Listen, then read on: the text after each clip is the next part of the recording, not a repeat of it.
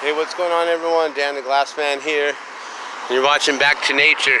So I'm working over here, basically just finished clearing this whole entire field except for this little area here. It's mostly just a bunch of green vegetation, green weeds and things like that, which most of this stuff I believe is pretty safe. Most of it is edible by animals, ants, things like that.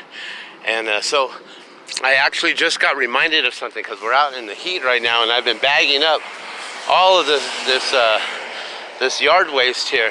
So we got all these bags here, right, that are all basically been sitting in the sun here. Now I want to show you something. Anytime that you're out in the brush, and if you remember to bring a clear bag like this, if it's even more clear, it'll be better. But these clear bags work really well, not a black bag like this, although a black bag may work as well.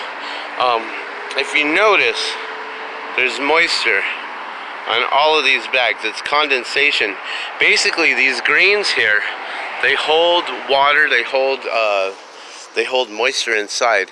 So if you're out in the brush and you need a way on harvesting water, and there's no water around, no water source, and you have a bag that you're carrying with you, a bag is really simple. You can just fold it up, keep it in your back pocket or something like that, put it in a backpack, real simple. But if you keep a bag with you and you harvest some vegetation that is safe and not poisonous, you can put it in a bag, and then basically you can collect moisture.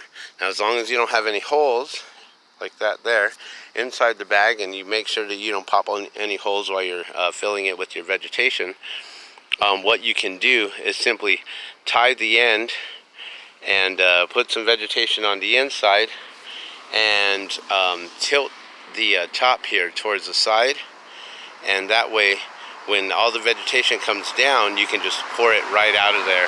You can also put a straw right into the bag and drink directly out of the bag. But that's a real quick survival tip on collecting vegetation, putting it into a clear bag, and collecting moisture through condensation. Just make sure that you use safe, non-poisonous plants, and you'll be able to harvest a good, I would say, at least a cup of water for each bag, and that'll keep you going for at least a day or so, or at least keep you going so you can harvest some more. But that's a real quick tip right there. Getting back to nature. This is Dan the Glassman. Thank you so much for watching. Be sure to like this video and be sure to subscribe for many more tips. Thanks for watching.